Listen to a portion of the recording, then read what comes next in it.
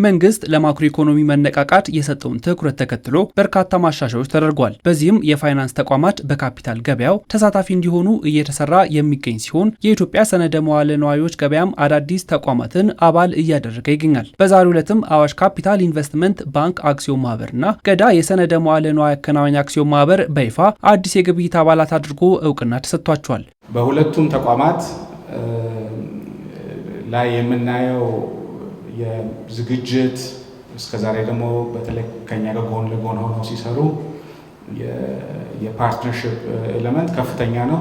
በተለይ ከፍተኛ ማኔጅመንቶች፣ የቦርድ ኃላፊዎች፣ አሁን ደግሞ በካፒታል ገበያ አገልግሎት ሰጪነት ስታፍ ሆናችሁ የምትሰሩ ሰዎች ከፍተኛ የሆነ ኮሚትመንት ሳክሪፋይስ እንደሚጠይቅ ይገባኛል።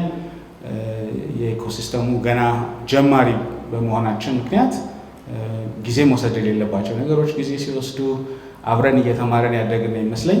ገበያውን ማስፋት፣ የኢንቨስተር ኤጁኬሽን የምንለው ኢሹሮቹን ወደ ገበያ ማምጣት ላይ ከፍተኛ ኃላፊነት አለባችሁ። የተቋማቱ ወደ ስራ መግባት በገበያ ውስጥ የሚገኙትን አጠቃላይ የግብይት አባላት ቁጥር ወደ 5 ከፍ እንደሚያደርገው የተገለጸ ሲሆን ከኢትዮጵያ ካፒታል ገበያ ባለስልጣን ፈቃድ በማግኘታቸውና አስፈላጊውን ተቋማዊና የተግባር ዝግጁነት ማሟላታቸውን በማረጋገጥ በአባልነት መቀበሉንም አስታውቋል። ሰው የት ይቆጥባል? ለምን ኢንቨስት አደርጋለሁ? ውጤቱ ምንድነው? ትርፉ ለኔ ምንድነው? ሪተርኑ ምንድነው ለኔ ነውና የአገልግሎት ሰጪዎችና የማርኬት መሰረተ ልማት መስፋት ብቻውን ምንም ትርጉም የለውም ሊስትድ የሚሆኑ ኩባንያዎች ፕሮዳክቶች ወደ ገበያው እስካልመጡ ድረስ። ስለዚህ የኛ ዋና ስራ አክቲቭሊ እስከዛሬም ስንሰራ የነበረው እሱ ነው። ጥሩ ውጤት ላይ ነው ያለን ባይነኝ። ባቀድነው እቅድ መሰረት በአመቱ መጨረሻ 9 ቢያንስ ሊስቲንግ ለማግኘት የምንሞክረው አሁን 5 ላይ ደርሰዋል። የሚቀጥሉት 1 ወርና 2 ወር ቀሪዎቹ ይመጣሉ ብለን እናስባለን።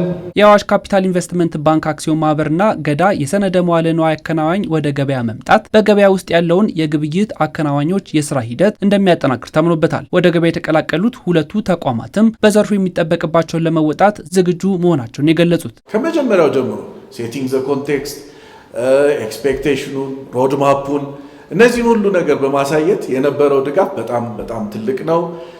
ከዛም ውጪ ደግሞ የኢንስፔክሽን ቲሙም እኛ ጋር መጥቶ ይሄ ነገር ይጎላል፣ ይሄ ይጨመር፣ ይሄ ቀነስ የሚለው ሁሉ አብረን ብዙ መንገድ ተጉዘናል። ማርኬቱን ለማሳደግ ሲደረግ የነበረው ጥረት እውነት ለመናገር በጣም ደስ የሚል የሚያበረታታ እኛም እንዲህ እዚህ ድረስ ፑሽ አድርገን እዚህ ለመድረስ ትልቁን አቅምና ጉልበት የሆኑ እውነት ለመናገር የሴኩሪቲስ ኤክስቼንጅ አባላት ናቸው። የተቋማቱ ተሳትፎም በኢንቨስተሮችና በገበያው መካከል እንደ ድልድይ በማገልገል የገበያ እንቅስቃሴውን ያፋጥናሉ ተብሎ ይጠበቃል። ግልጽ፣ ቀልጣፋና በሕግ የሚመራ ሰነደ መዋለ ንዋዮች የመገበያያ መድረክ ለመሆን ባገኙት እድልና ለተደረገላቸው ድጋፍም ሁለቱ ተቋማት ምስጋናቸውን አቅርበዋል። ብዙ ስራ የሚጠይቅ ይመስለኛል። እስካሁንም ጠይቋል፣ ከዚህ በኋላም ይጠይቃል።